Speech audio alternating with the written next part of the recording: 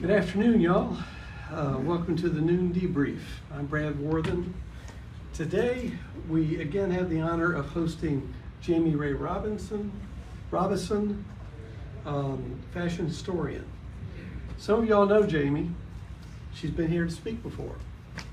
She came 3 years ago, I think it was, to talk about what women wore in the 1860s and why they dressed that way.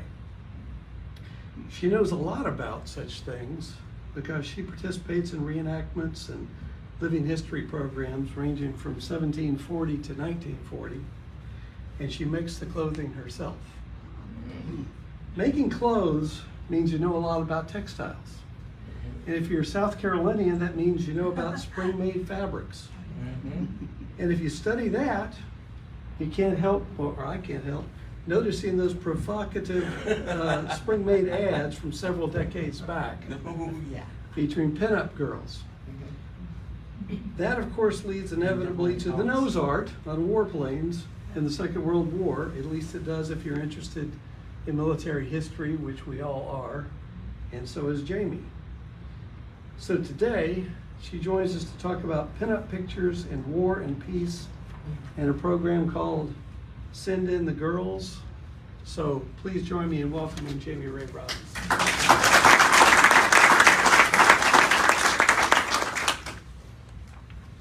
So I want to start by saying World War II saw women carrying a very large part of the war. Not just in how you hear about Rosie the Riveter and them taking up men's jobs in factories and that sort of thing, but also being morale boosters.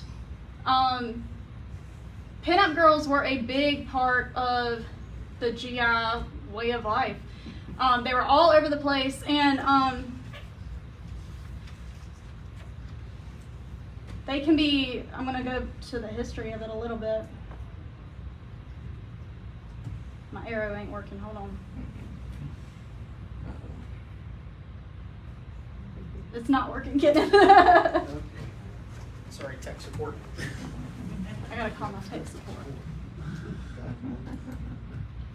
Okay, so this is the beginning. Pinup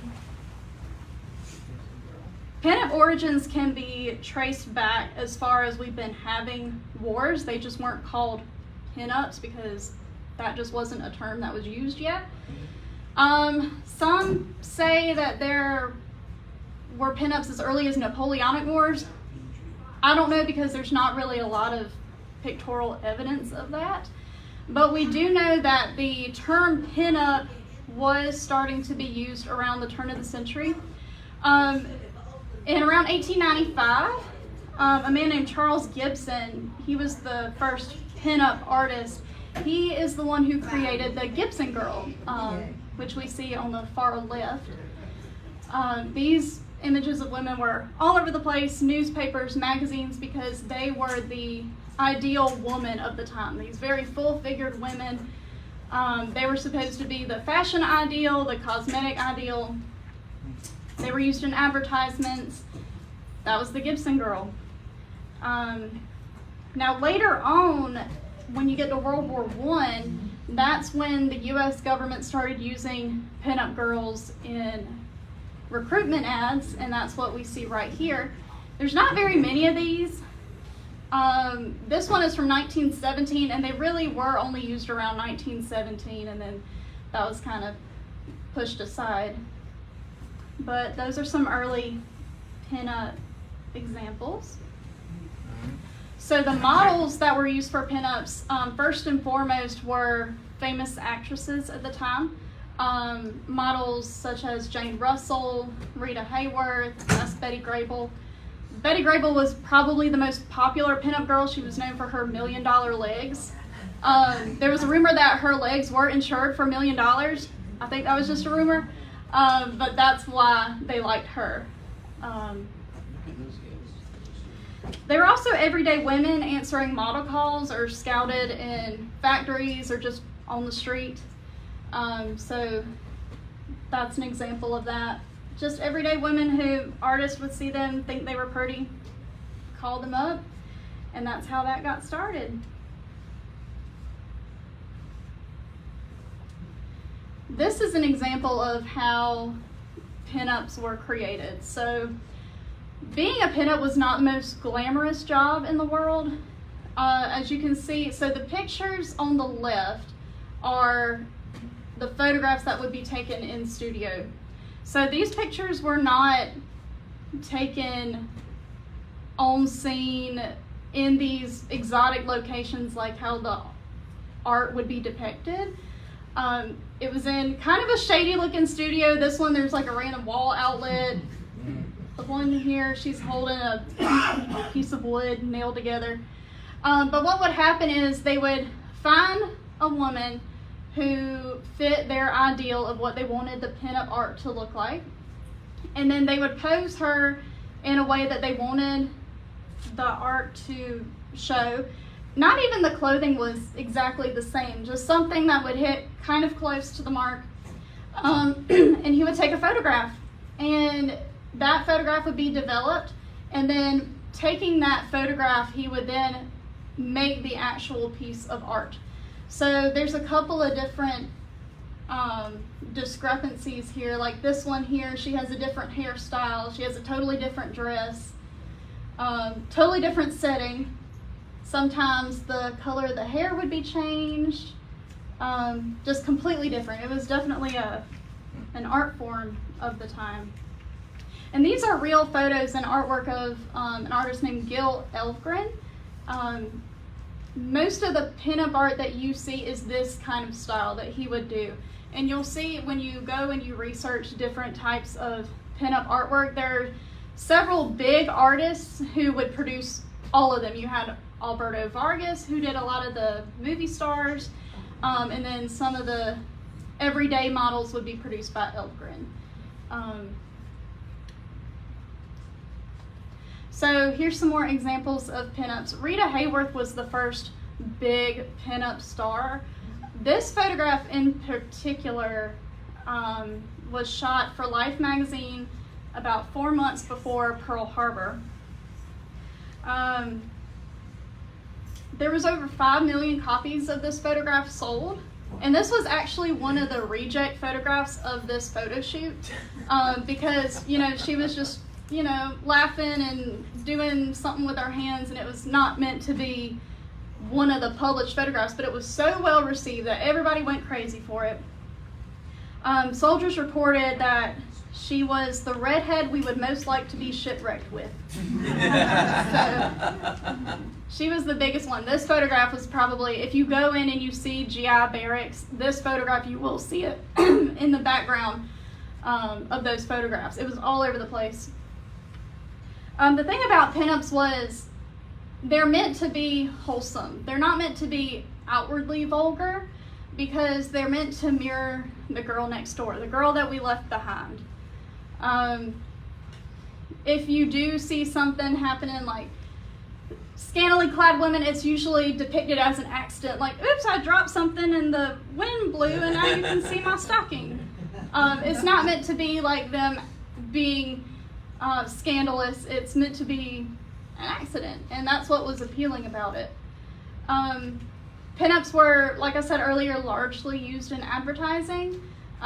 There's a couple of these little calendars with different businesses. I have some examples over there, which I forgot to mention. I did bring some original examples of pinup artwork. It's over there on that table if y'all want to come up at the end and look at it. I just ask that y'all don't touch anything because the magazines are very delicate.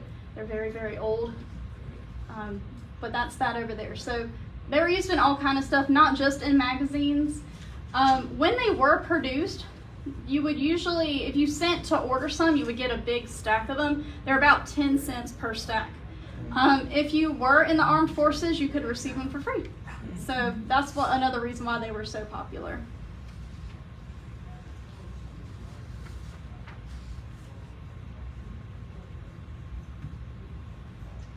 So I do have some South Carolina connections.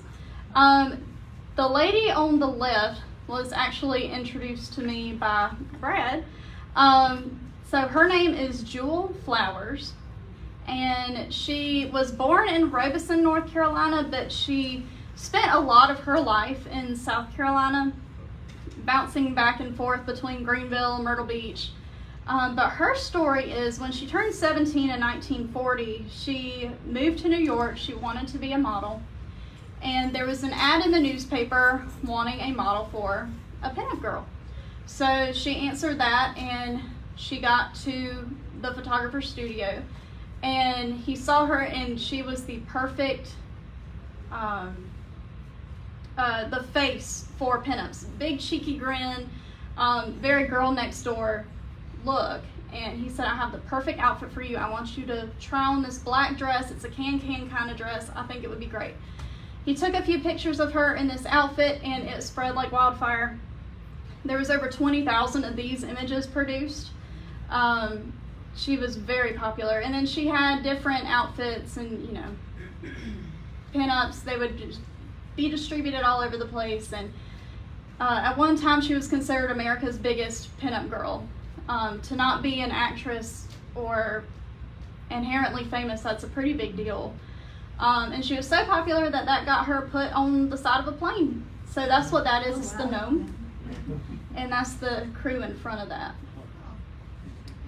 And then on here we have a Spring Maid advertisement.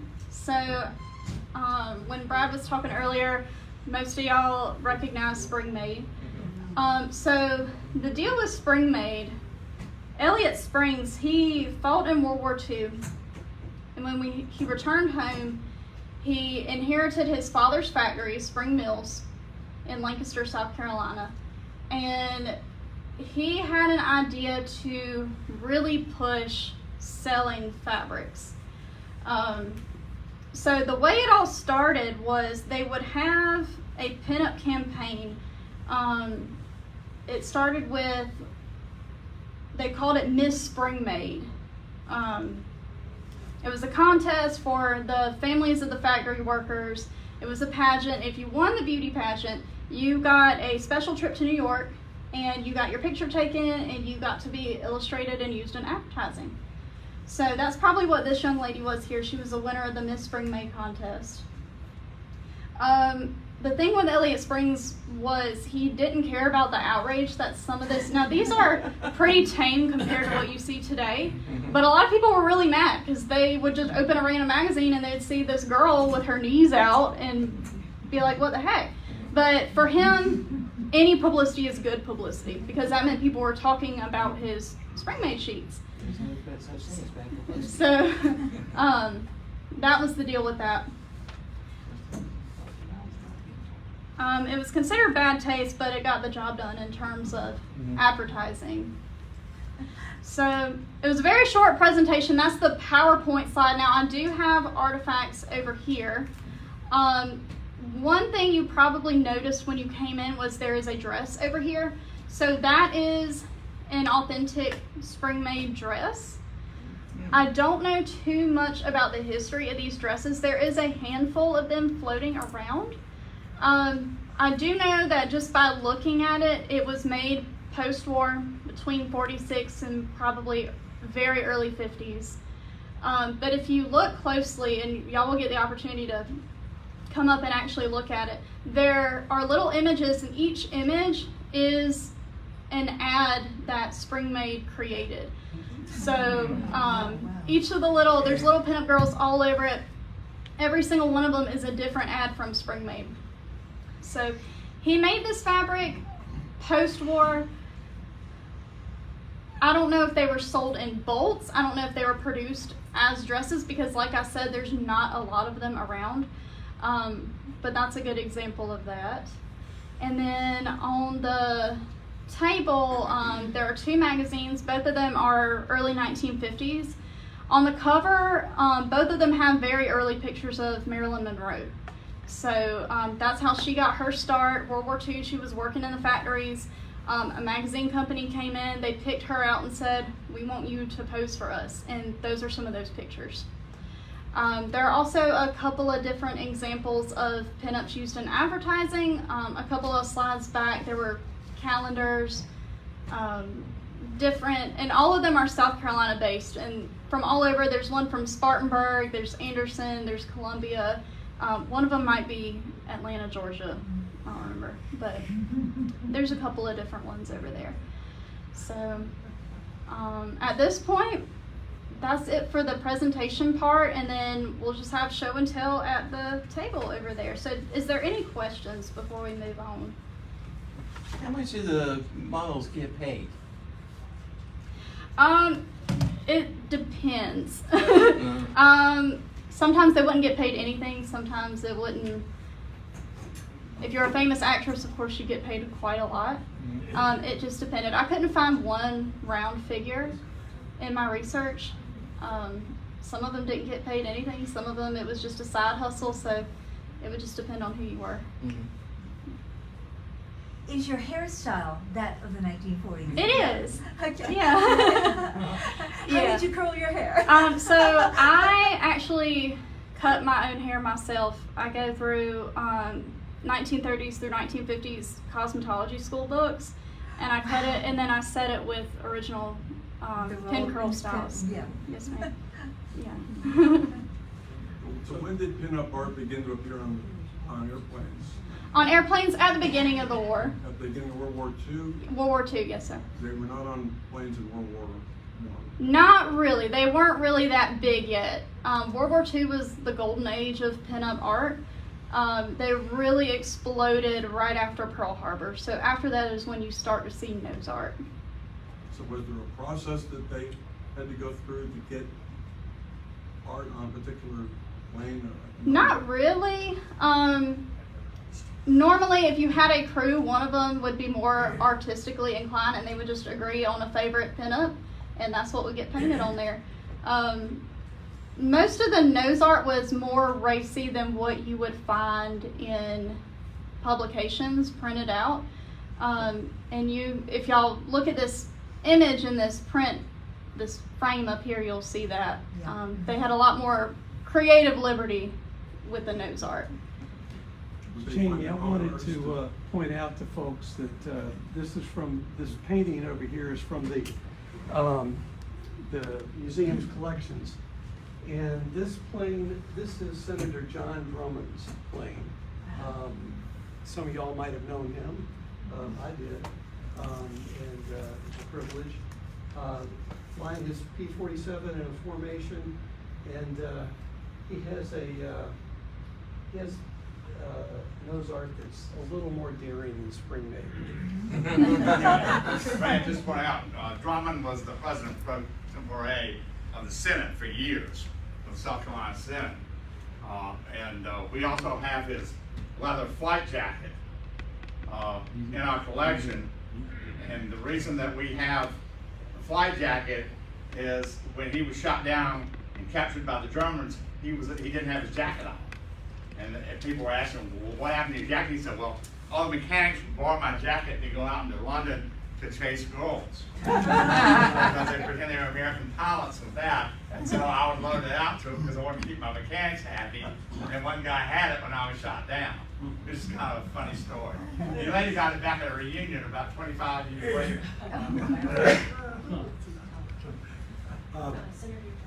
Yes. Spring Made campaign, did that get started during the war, or was it right after? Right after the war. It started in 1946 and then it ran through probably the 70s or the 80s. I think 70s. 70s? Yes. He had, so certainly the Gypsy Rose Lee, I Love Entertaining on the Spring Made sheet.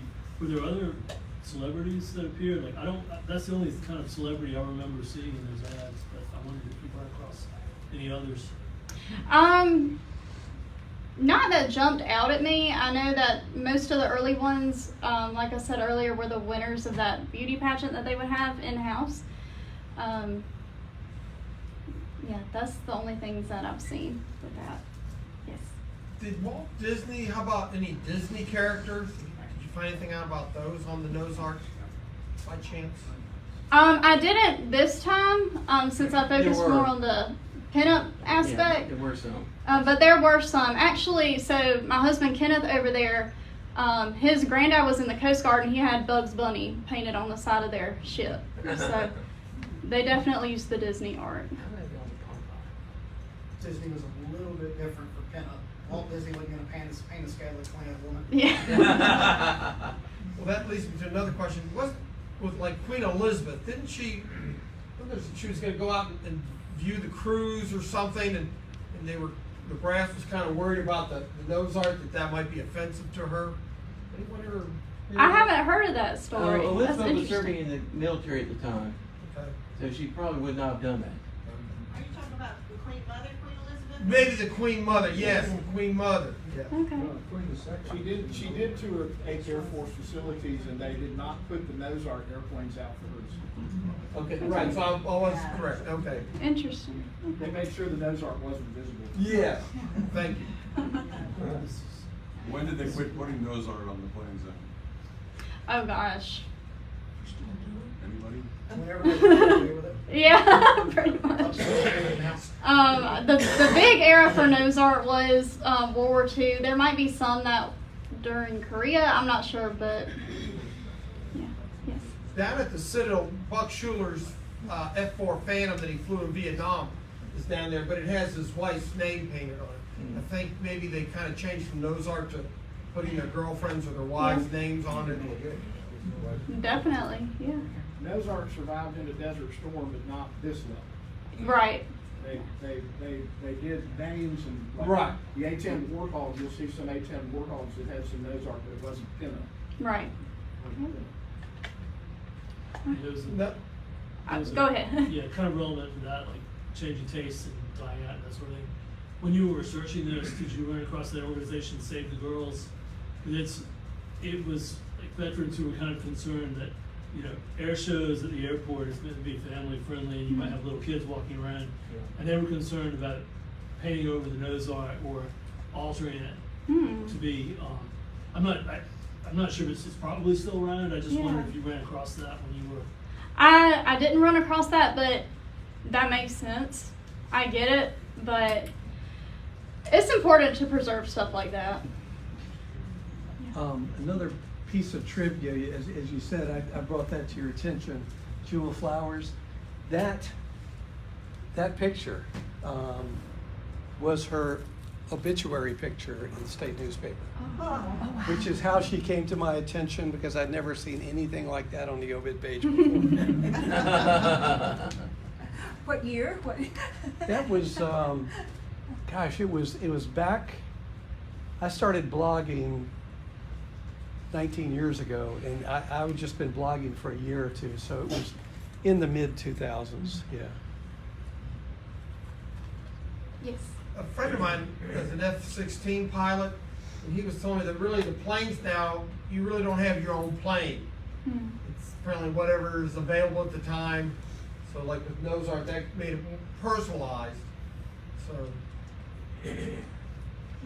how about the flying tigers, the shark's teeth? Did you find anything out about that?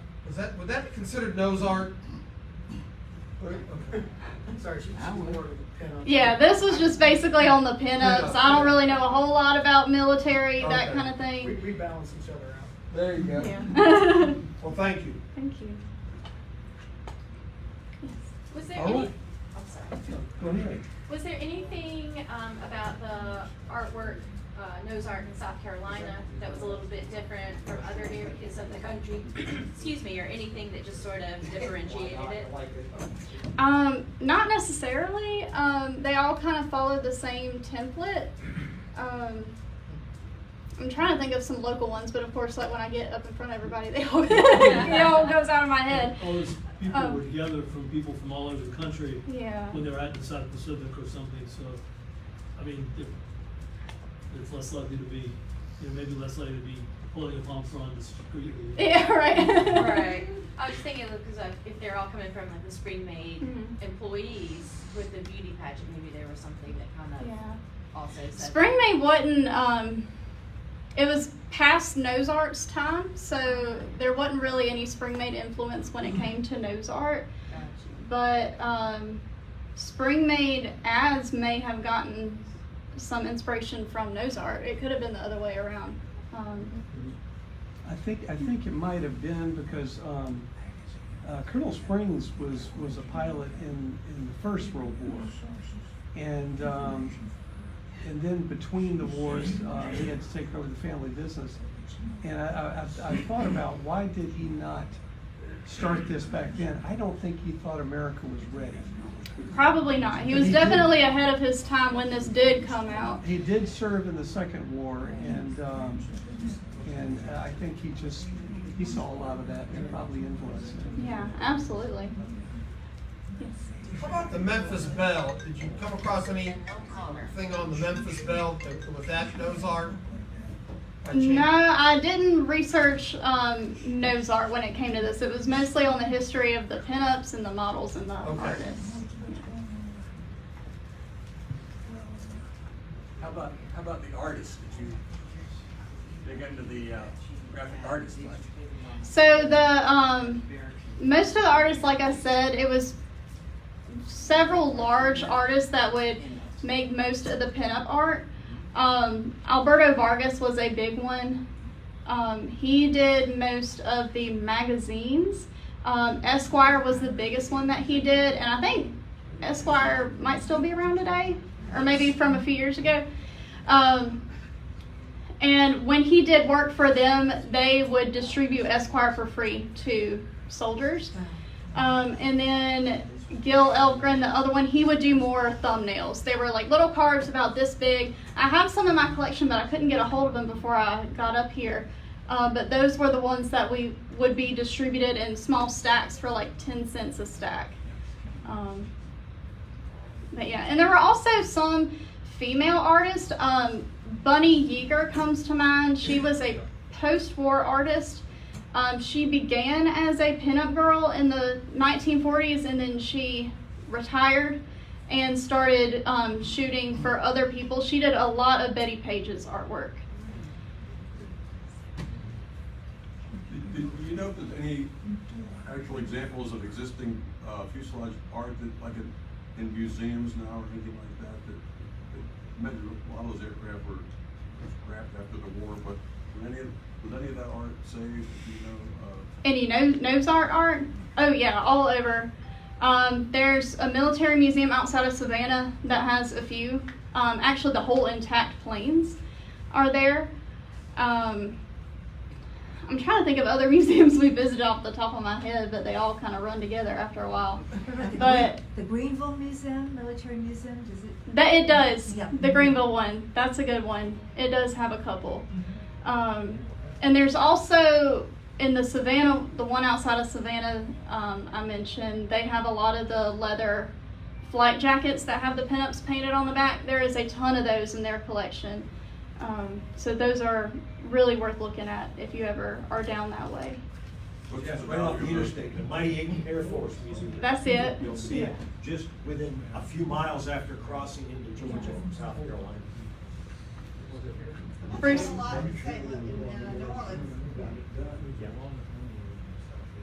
Jamie, to answer that nose art question, probably the best collection that was saved is the Commemorative Air Force, which used to be the Confederate Air Force. Commemorative Air Force is headquartered out of Texas, and they have a hangar in Texas that they saved about 20 pieces of original nose art from B-17s and 24s that were being cut up.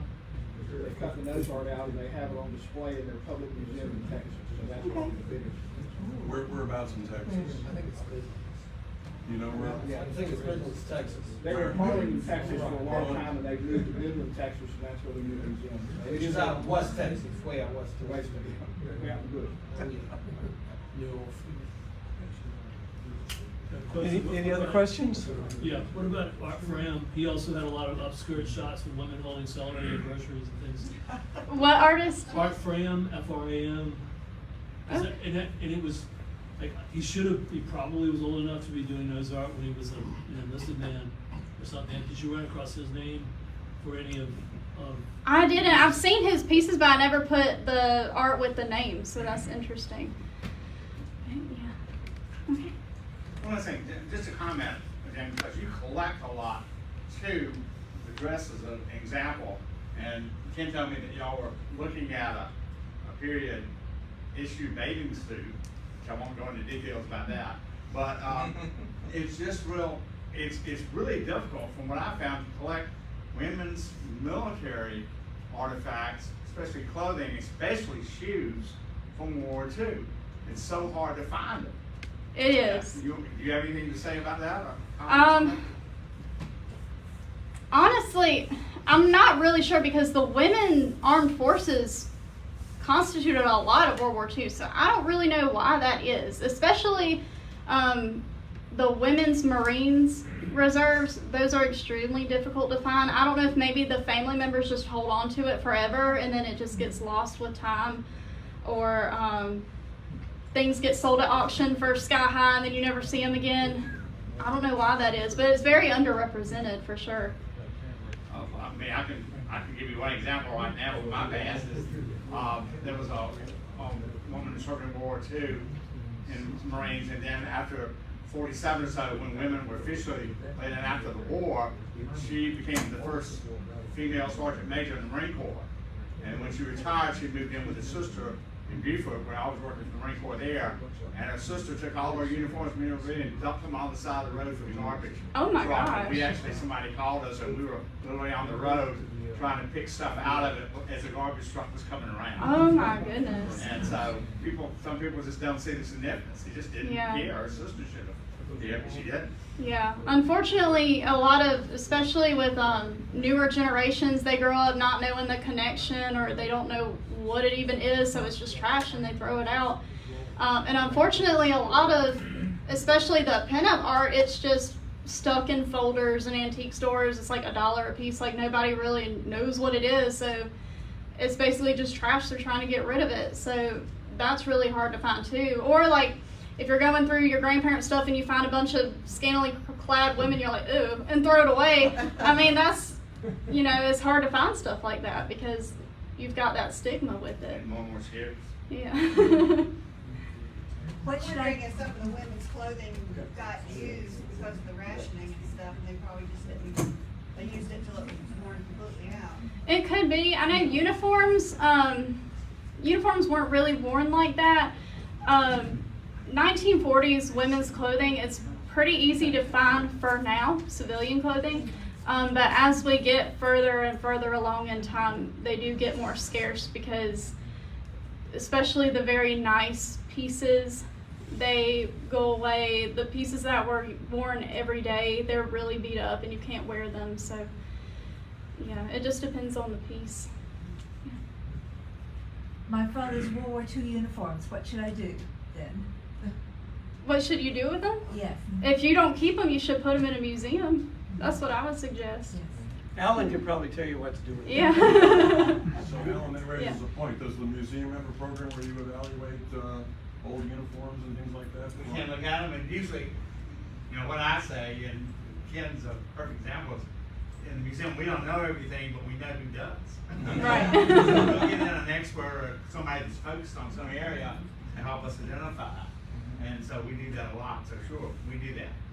It's part of our mission, to identify and evaluate. We don't appraise, that's the only thing we can't appraise legally. Okay. Well, if that's all the questions, then I would like to invite y'all to come up and look at some of the artifacts, and then I'll be around as well to answer any more questions. But thank y'all for coming out. This is the first time I've done this presentation, so thank y'all for bearing with me. Thank you, Jamie. The question a moment ago about where you can see nose art in a museum. If you ever get to Hawaii, go to the Pearl Harbor Aviation Museum. They've got a lot of. I don't have it on me, but I have it in front of me. I'm just going to speak louder. Don't forget to leave us your name and email if you haven't done it already.